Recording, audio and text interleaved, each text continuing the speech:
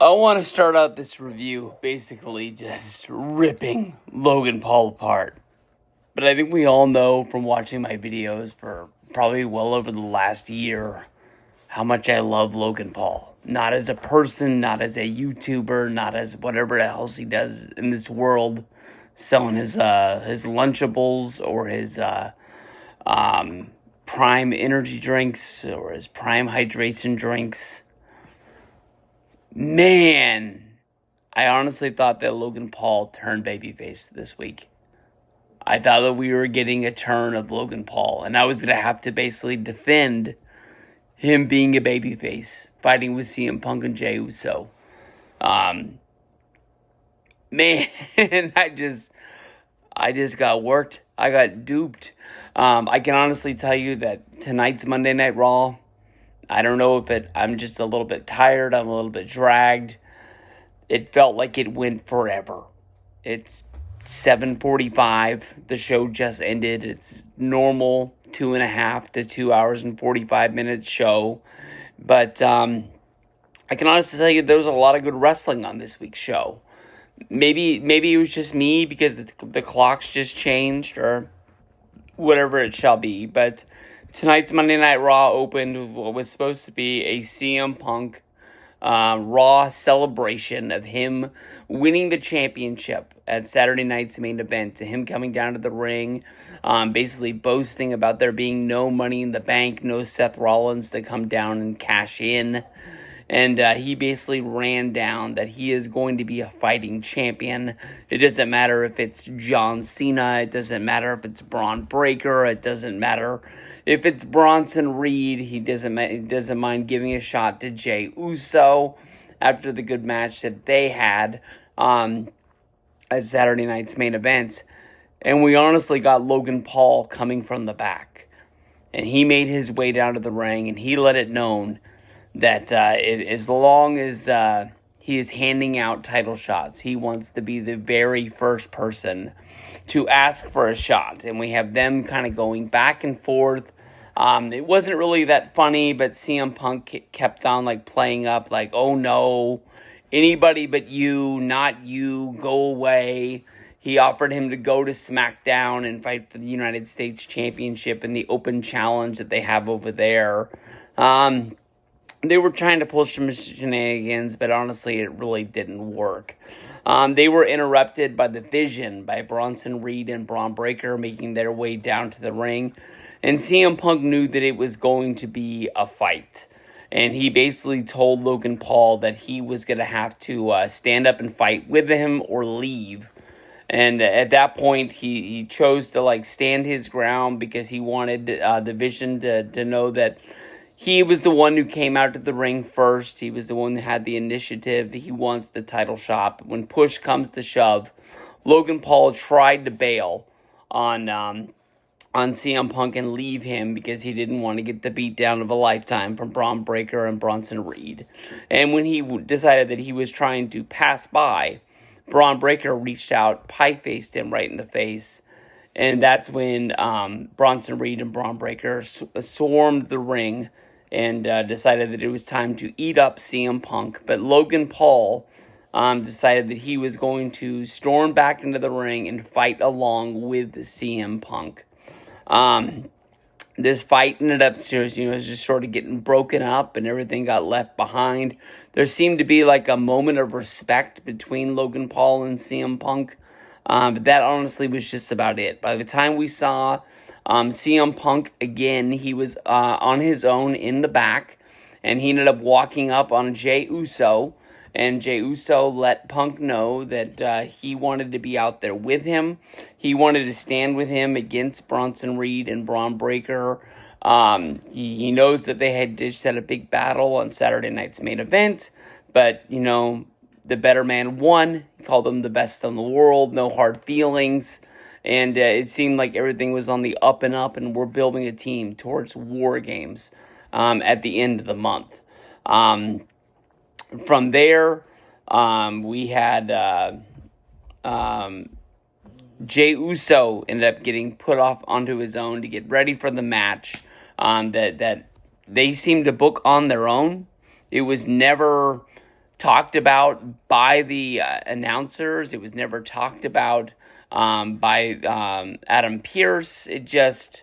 They put it out in the world that they were going to fight the Vision at the end of the night in the main event. I didn't hear any announcements or anything like that, but that's the way that it was going to be. But as Jey Uso is getting ready for the fight, Paul Heyman just walked into the locker room, walked right up to him, and just filled his head full of, what if this happens? What if that happens? The Vision isn't going to stop. If you don't fall in line with what the Vision wants, we're just going to crush you on Raw. You show up the next week, we'll crush you again. You're stupid enough to show up for the third week, we'll crush you again. Over and over and over. Till everyone is falling in line with what the Vision wants to do, they are just going to keep crushing people. And at that point, I just, was hoping that what they were doing was setting up Jey Uso punching CM Punk in the back of the head, maybe hitting him with some sort of a steel cage, not steel cage, like a steel chair or something like that. When it all really came down to it, Monday Night Raw's main event ended up being Jey Uso and CM Punk teaming up against Braun Breaker and Bronson Reed. A little bit of a slow match. The Division basically really just took over, but at one point the fight spilled out to the arena floor, and at that point it ended up being a double count out, and I kind of was thinking, like, that's it? That's what we're getting? It's just a double count out? We can't beat anybody inside of this match? At least they didn't do a disqualification, but a count out is just kind of like the weakest finish that you could do, especially to end a show, because at least, like, with a DQ, somebody hits somebody with a chair, somebody gets laid out, and it's just kind of at least a decisive victory for the night. Even though you lost the match, you won a part of the battle, moving towards the end of it. But as the fight kept on going on, the Vision ended up getting the best of Jey Uso inside of the ring. CM Punk went and grabbed a steel chair.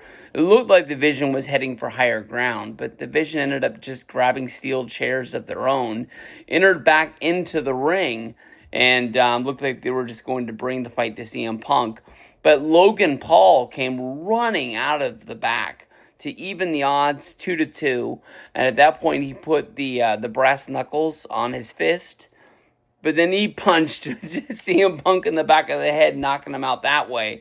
And then we had a standoff between Logan Paul and Paul Heyman, where basically Logan Paul took off the brass knuckles and laid them into the hands of Paul Heyman. So, as of right now, it looks like War Games is going to be Bronson Reed, Braun Breaker, and Logan Paul teaming up against CM Punk and Jey Uso.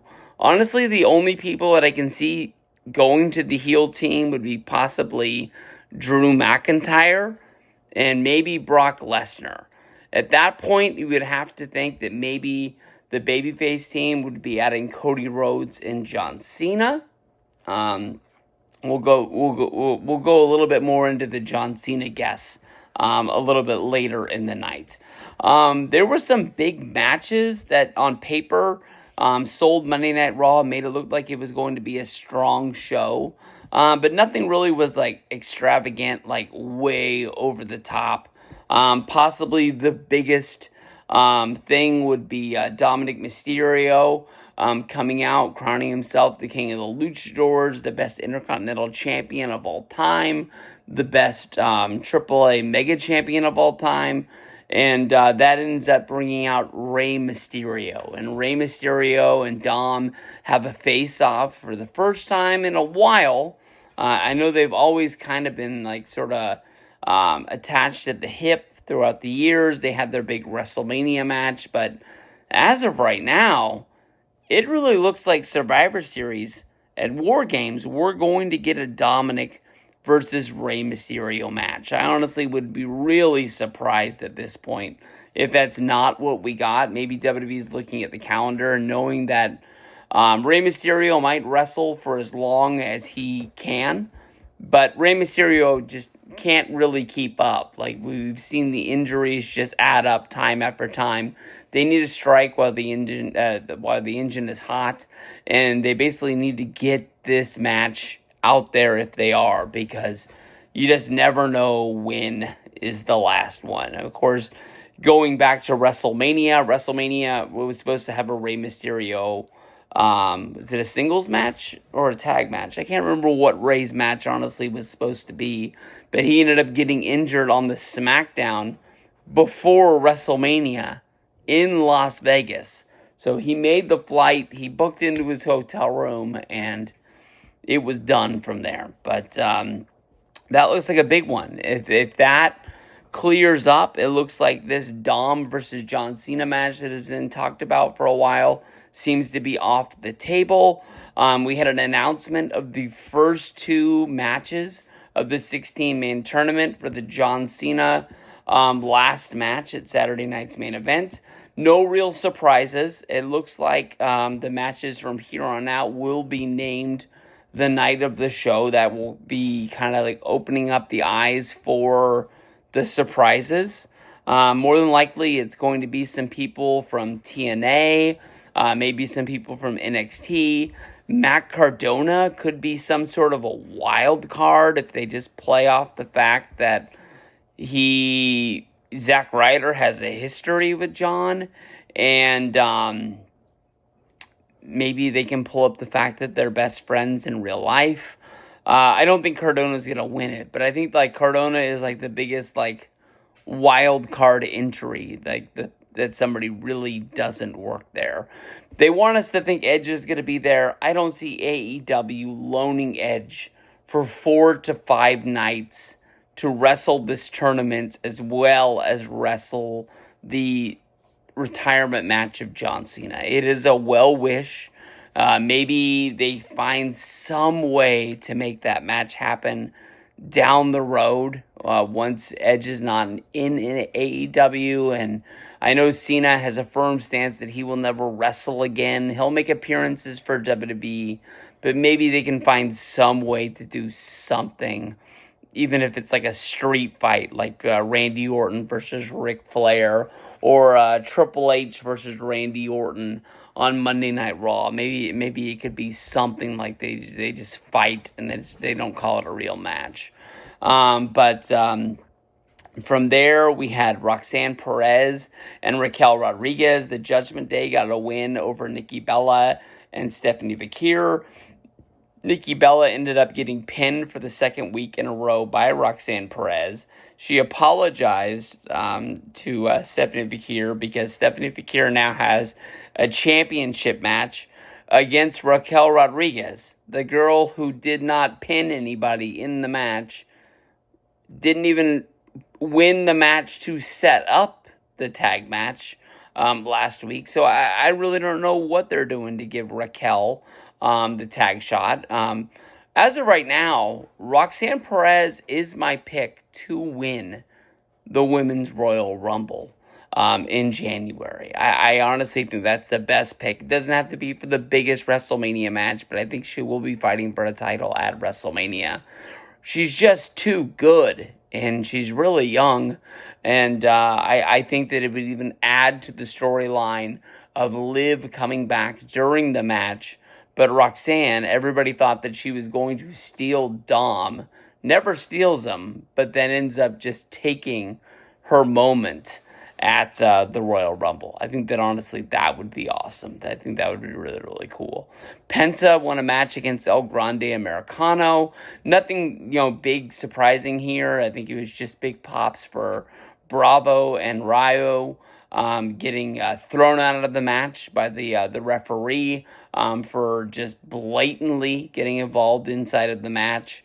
And Penta just narrowed it down, and then basically hit the Big Destroyer to get the win on El Grande Americano. Kind of felt like El Grande Americano, he lost the match, but it kind of feels like he moved down the card a little bit. We haven't seen him in a big spotlight win a big match in quite some time. So I don't really know what they're doing with this team of El Grande Americanos. Dom and Ray, honestly, was really cool, but we just talked about that. Becky Lynch stormed the announce table, jumped up on it during what looked like they were just coming back from a normal break. She has really gone crazy about this Maxine Dupree. I don't know when they're going to do this next match. I don't know if they're setting up Maxine Dupree to create a big win over Becky. I would hope that the match just turns into Becky just squashing her. I hope it's not even a pay-per-view match. I hope it's a Raw match. I don't know anybody who's really openly cheering Maxine Dupree to see this, but she jumped up on the announce table and she yelled for a while. I think that most people were a little bit lost on this. As she went to the back, though, probably the biggest thing of the night that Becky Lynch did was she had to face with the Kabuki Warriors as Asuka as well as Kairi Sane were making their way out for their next match. If you go back to last week, I talked about in the middle of Monday Night Raw, the 10-year anniversary of Asuka. They played a big video of all of her Money in the Bank wins, NXT wins, championship wins, Royal Rumble wins, this, that, and the other. And I kind of was like, this seems really weird because it seems like they're hyping her up for a huge singles run, and she's right now in the middle of this tag team. They're definitely making Asuka to be the main member of the Kabuki Warriors. I just don't really know how far this push is going to go. We haven't seen Kairi Sane. We haven't seen Rhea Ripley in a little bit. No, I just said Kairi Sane, but I meant Io Sky. We haven't seen Io Sky in a bit. I don't know if we're setting up the Kabuki Warriors for a Kairi Sane turn for her to go over and help Io Sky and Rhea Ripley, and then Asuka will be left as a really strong single in the women's division that she just basically makes her run towards the championship. But Asuka and Kairi Sane beat Bayley and Lyra Valkyrie. I